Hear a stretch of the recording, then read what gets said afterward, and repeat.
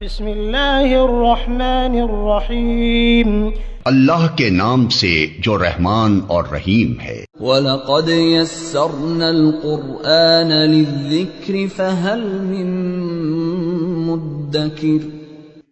ہم نے اس قرآن کو نصیحت کے لیے آسان ذریعہ بنا دیا ہے، پھر کیا ہے کوئی نصیحت قبول کرنے والا؟ اعوذ باللہ من الشیطان الرجیم، بسم اللہ الرحمن الرحیم،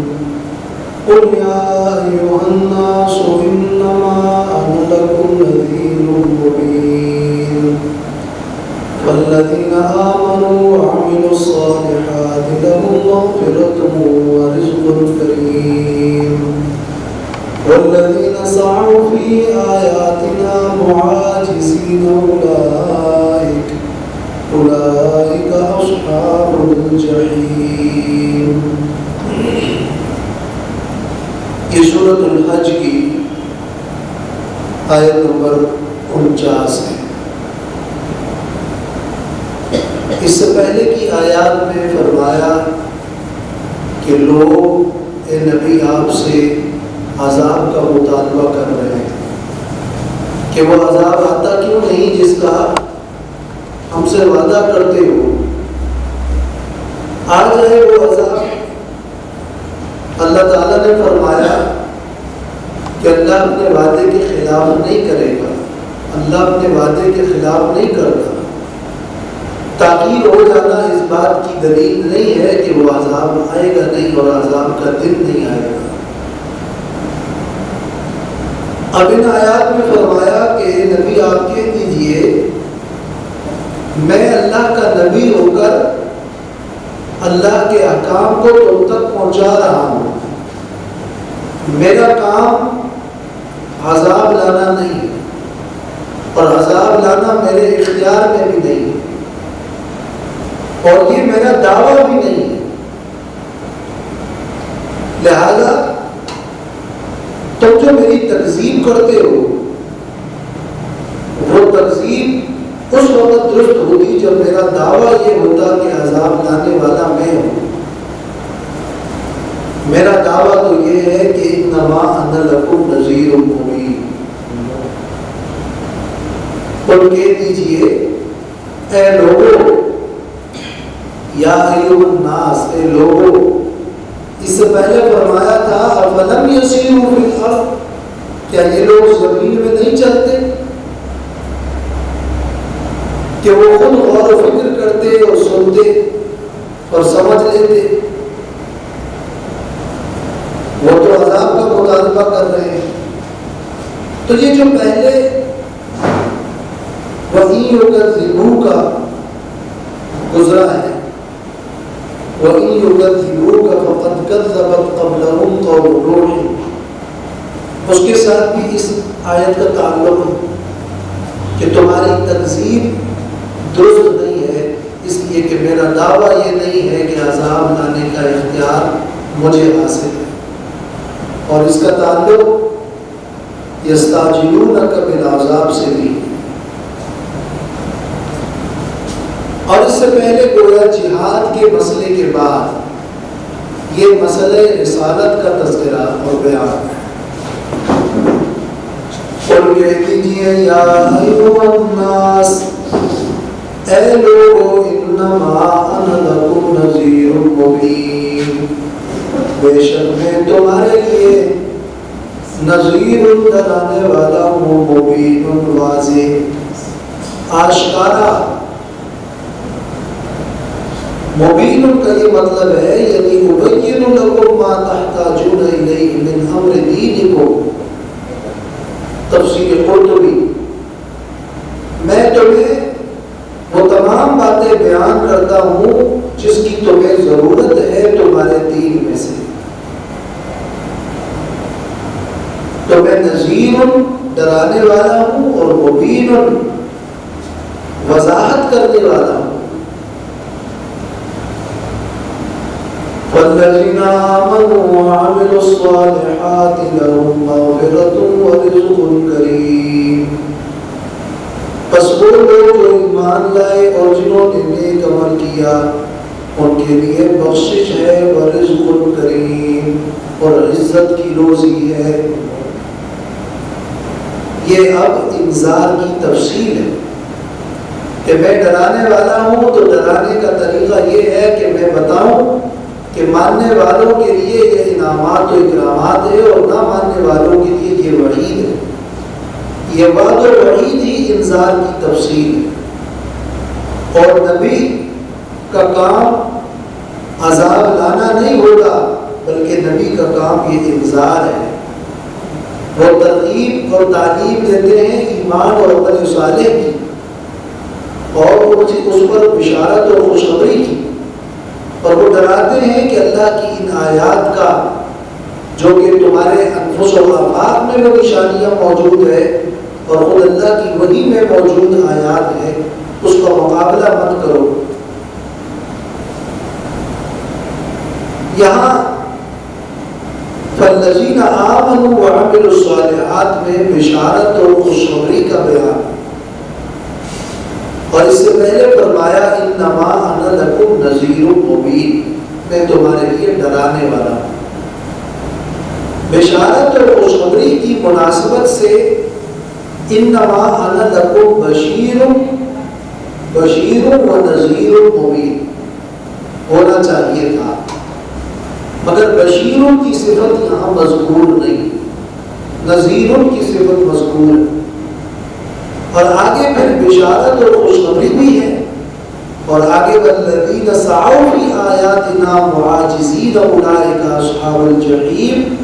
اس میں پھر انذار اور ڈراوا اور وعید کا مضمون ہے۔ تو بشیر اور نذیر دونوں صفات اس آیت میں ذکر نہیں ہوئی۔ انما انا لکم نذیر مبین، یہ سوال امام رازی نے تفسیر کبیر میں اور امام نصفی نے تفسیر مدارک میں اٹھایا ہے، اور جواب دیا ہے کہ یہاں سلسلہ کلام مشرکین سے، اور اصل مخاطب وہ منکرین اور مشرکین ہیں، ان کی مناسبت سے فرمایا انما انا لکم نذیر مبین، اور یہ جو بشارت اور خوشخبری اس مقام پہ ذکر ہے وہ اس لیے نہیں کہ مخاطبین یہاں مومنین ہیں، بلکہ یہ اس لیے کہ در حقیقت یہ مشرکین کو مزید غصہ دلانے کے لیے یہ مضمون ذکر ہے، اور ضمنی طور پر یہ مضمون ذکر ہے، اور ترغیب کے انداز میں یہ مضمون ذکر ہے کہ اگر تم مانو گے تو ایمان والوں اور عمل صالح والوں کے لیے مغفرت اور رزق کریم ہے، اگر تم نہیں بھی مانو گے تو تمہارے مخالفین اور مومنین صادقین کے لیے یاد رکھو کہ ان کے لیے مغفرت اور رزق کریم پھر بھی موجود ہے۔ تو یہ مضمون خوشخبری کا ضمنی طور پر ہے، اس لیے صفت میں نذیروں کا تو تذکرہ ہوا ہے، بشیروں کا یہاں ذکر نہیں ہوا۔ مغفرت و رزق کریم، مغفرت یعنی ان کے لیے معافی، ان سے اگر کوئی غلطیاں سرزد ہوئی ہے، ان کے گناہ ہیں تو اللہ اس کو معاف کر دے، اور یہ کہ ان کے لیے کسی قسم کی تکلیف اور مشقت جنت میں نہیں ہوگی، اور رزق کریم سے جنت کی روزی مراد ہے، اور کریم کا معنی کہ وہ ایسی روزی ہے جو کہ عزت سے ملے گی، اور کریم کا معنی یہ کہ وہ رزق عمدہ بھی ہے، وہ جنت کی روزی بذات خود عمدہ بھی ہے اور اس کا ملنا بھی عزت سے، اور تمام تر خوبیاں جو کسی رزق کے اندر ہو سکتی ہے تو تمام کمالات لفظ کریم ان کے اندر داخل ہے۔ وَالَّذِينَ سَعَوْا فِي آيَاتِنَا، اور وہ لوگ جو کوشش کرتے ہیں ہماری آیتوں کی مخالفت میں، ہماری آیتوں کو باطل ٹھہرانے میں، اور اس کی تکذیب اور تردید کرنے میں جو لوگ کوشش کرتے ہیں، فی آیاتنا یعنی فی ابطال آیاتنا، ہماری آیتوں کو باطل قرار دینے میں جو لوگ سعی اور کوشش کرتے ہیں، وہ عاجزین مقابلہ کرنے والے ہوں کہ وہ آیات کا مقابلہ کرتے ہیں، اولئک اصحاب الجحیم، یہ لوگ ہیں جہنم والے، یہ صاحب جہنم۔ یہاں ایک لفظ ہے سعو، سعی کرنا۔ سعی کا مطلب کیا ہوتا ہے؟ یعنی بذل جہدہ فی امرہ، ایک شخص اپنے معاملے میں پوری کوشش کر کے زور لگاتا ہے، اپنی ساری توانائیاں اس پہ خرچ کرتا ہے، اس کے لیے لفظ سعی، کوشش۔ دوم سعی اور سعی فی امرن کا مطلب ہوتا ہے جب کوئی کسی شخص کسی کام کو خراب کرتا ہے، سعی فی امر فلان اذا افسدہ بسعیہ، جب کوئی اپنی کوشش سے کسی کام کو خراب کرتا ہے تو عرب کہتے ہیں کہ سعی فی امر فلان، فلاں کے معاملے میں اس نے سعی، یعنی اس کے کام کو اپنی کوشش کے ذریعے سے خراب کر دیا۔ تو سعی فی آیاتنا کا مطلب یہ، جو لوگ ہماری آیتوں کے مقابلے میں آ کر آیتوں کی مخالفت میں کوشش کرتے ہیں اور اپنی ساری توانائیاں اس میں لگاتے ہیں کہ اللہ کی آیات اور اللہ کے احکام میں شکوک و شبہات ڈالے جائیں اور کسی طرح اس کو جھٹلایا جائے، اور یہ کہ لوگوں کو دھوکہ اور فریب دیا جائے، اور پھر ساتھ ساتھ میں اللہ کی آیات اور اللہ کے احکام کے اس راستے میں مومنین اور ماننے والوں کو تکلیف دی جائے اور اذیتیں پہنچائی جائے۔ یہ ساری ہے سعی فی آیاتنا، آیات کا مقابلہ۔ معاجزین، معاجزین کا مطلب کیا ہے؟ عاجز کرنے والے۔ کیا مطلب؟ مقابلہ کرتے ہوئے بھی ہر شخص کی کوشش ہوتی ہے کہ دوسرے کو ہرا کر عاجز کر دے، اس لیے معاجزین کا معنی کیا جاتا ہے مقابلہ کرنے والے اور ہرانے والے، یعنی وہ چاہتے ہیں کہ اس دین پر چلنے والے اور ان آیات کے علمبرداروں کو ہرا دیں، شکست دے دیں، ان کو عاجز کر دیں، اور ان کے ساتھ وہ مسلسل مقابلے میں لگے ہوئے ہیں۔ یہ معاجزین ہے۔ چنانچہ امام قتادہ اور ابن عباس رضی اللہ تعالیٰ عنہما سے مروی ہے کہ مقابلین و مشاقین، معاجزین کا معنی ہے مقابلہ کرنے والے اور مخالفت کرنے والے، اور امام فرا نے معنی کیا ہے معاندین، ضدی لوگ اور ضد کرنے والے۔ تو اولئک اصحاب الجحیم، ایسے لوگ جہنم کے ساتھی ہیں۔ اصحاب الجحیم کہنے میں مطلب یہ ہے کہ یہ ہمیشہ ہمیشہ جہنم میں جانے والے ہیں، اور گویا کہ ان کا جہنم کے ساتھ لزوم ہو چکا ہے۔ اصحاب کا لفظ اور صاحب کا لفظ ملازمت اور جوڑ پر دلیل ہے کہ وہ گویا ہمیشہ ہمیشہ جہنمی ہے۔ وَمَا أَرْسَلْنَا مِن قَبْلِكَ مِن رَّسُولٍ وَلَا نَبِيٍّ إِلَّا إِذَا تَمَنَّىٰ أَلْقَى الشَّيْطَانُ فِي أُمْنِيَّتِهِ فَيَنسَخُ اللَّهُ مَا يُلْقِي الشَّيْطَانُ ثُمَّ يُحْكِمُ اللَّهُ آيَاتِهِ وَاللَّهُ عَلِيمٌ حَكِيمٌ۔ یہ آیت نمبر 52 ہے۔ اس سے پہلے کی آیت میں فرمایا کہ شیطانی سعی اور شیطان کے کارندے اللہ کی آیات کے مقابلے میں لگے ہوئے ہیں جو جہنمی ہیں۔ تو اس کے مقابلے میں اب یہ تسلی کا مضمون ہے کہ جب بھی اللہ نے اپنے کسی رسول یا نبی کو بھیجا ہے تو اس کے مقابلے میں شیطان نے لوگوں کے دلوں میں وسوسے ڈالے، شبہات و شبہات ڈالے، اور اس حق کے مقابلے میں باطل نے سر اٹھا کر کوششیں کی، یہ طریقہ ہمیشہ سے رہا، مگر اللہ تعالیٰ نے آخر کار ان باطل پرستوں کے شبہات کو ہٹا کر مٹا دیا اور اپنی آیات کو واضح کر کے مضبوط کر دیا، اور یہ اس لیے کہ چونکہ حق و باطل کی کشمکش جاری ہے، شبہوں و شبہات اس لیے شیطان ڈالتا ہے اور باطل پرست اپنا کام کرتے ہیں کہ یہ اللہ کی طرف سے آزمائش ہے۔ بس جن لوگوں کے دلوں میں کوئی بیماری ہوگی، کوئی مفاد ہوگا، شبہات اور جہالت ہوگی، اور جن کے دل سخت ہو چکے ہوں گے، وہ ان شیطانی شبہات میں گرفتار ہو جاتے ہیں۔ اور جو لوگ اہل علم ہیں، جن کو اللہ نے فہم صحیح عطا کی، جو شبہات اور خواہشات سے پاک ہو کر غور کرتے ہیں، اور جن کو اپنی آخرت مطلوب ہے، وہ جان لیتے ہیں کہ یہ رب کی طرف سے حق ہے، اور ان شبہات کے جوابات بھی انہیں مل جاتے ہیں، اور وہ ایمان لا کر اللہ کے حکم کے آگے اپنے دلوں کو جھکا دیتے ہیں، اور اس طرح اللہ ایمان والوں کو ہدایت دیتا ہے صراط مستقیم کی،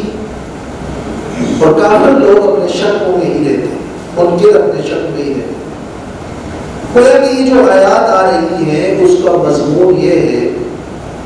کہ اللہ کے دین کے مقابلے میں شیطانی جو کارروائی ہے اور شبوہ و شبہات ہیں، یہ سلسلہ ہر رسول و نبی کے ساتھ رہا ہے، اور اس میں مقصود آزمائش ہے، اور اس میں مقصود یہ ہے تاکہ حق اور باطل ایک دوسرے سے واضح ہو کر الگ ہو جائے۔ دو لفظ ذرا سے مشکل ہیں، ایک تو ہے تمنا، جی ابھی تفصیل آ رہی ہے، امیتی، جی تفصیل آ رہی ہے، ابھی میں نے ترجمہ نہیں پڑھا، تمنا کے لفظ کے معنی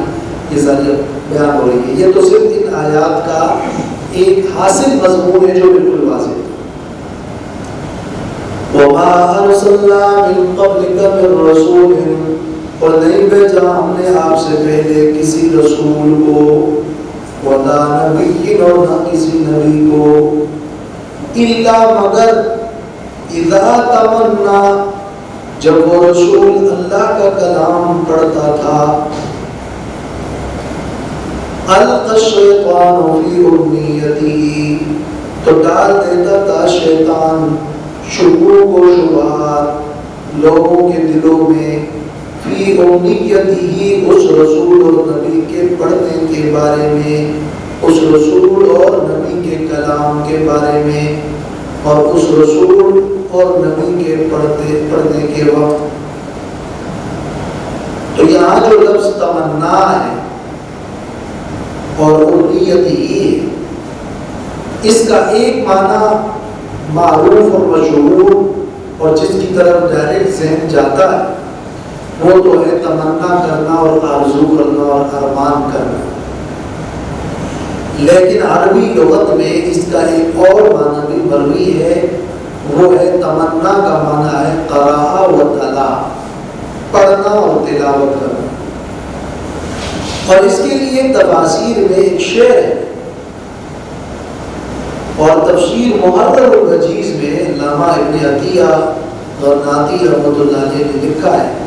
کہ وقالت فرقۃ تمنا معناہ تلا، ایک جماعت نے کہا ہے کہ تمنا کا معنی ہے تلاوت کی،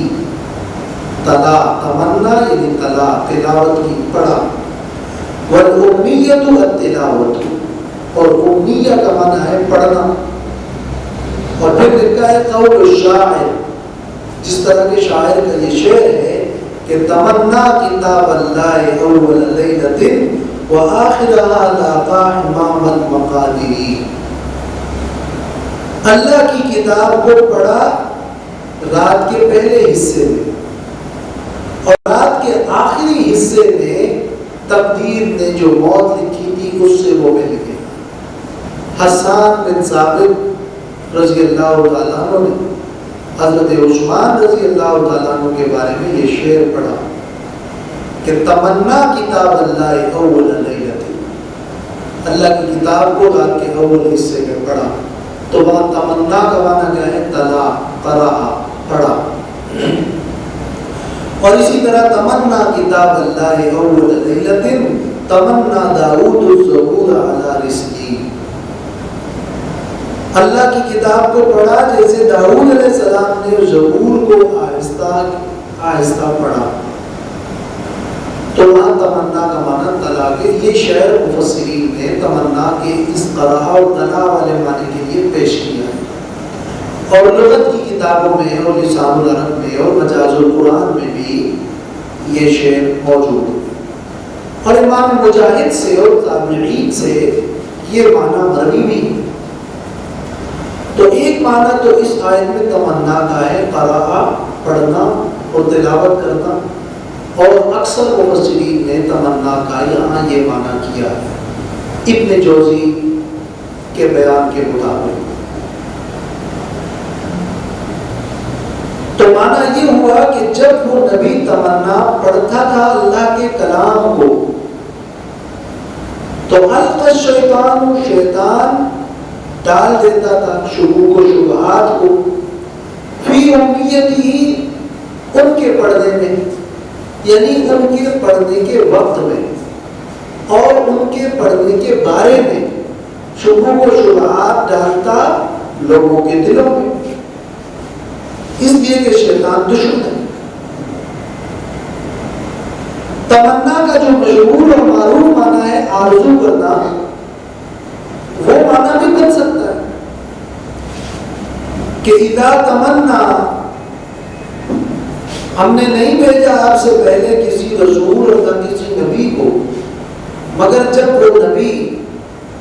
آرزو کرتے لوگوں کے ایمان کی، نبی کی آرزو کیا ہوتی ہے؟ یہی کہ لوگ ایمان لے آئے، لوگ میری دعوت قبول کریں۔ جب بھی وہ نبی اور رسول دعوت پیش کرتے اور لوگوں کے ایمان کی آرزو کرتے، تو القى الشیطان فی امنیتی، شیطان ان کی آرزو کے پورے ہونے میں رکاوٹیں ڈالتے، شکوک و شبہات اور رکاوٹیں شیطان ڈالتے۔ یہ معنی بھی شان برشاہ رحمہ اللہ نے کیا ہے اور فیض الباری کے حاشیے پر موجود ہے، اور بعض مفسرین نے یہ معنی بھی کیا، یہ بھی صحیح ہے۔ یعنی شیطان مقابلے میں آیا، نبی نے کلام پڑھا، شیطان نے لوگوں کے دلوں میں شکوک شبہات ڈالے، نبی نے آرزو کی تو شیطان نے ان کی آرزو کے پورا ہونے میں رکاوٹیں ڈالی۔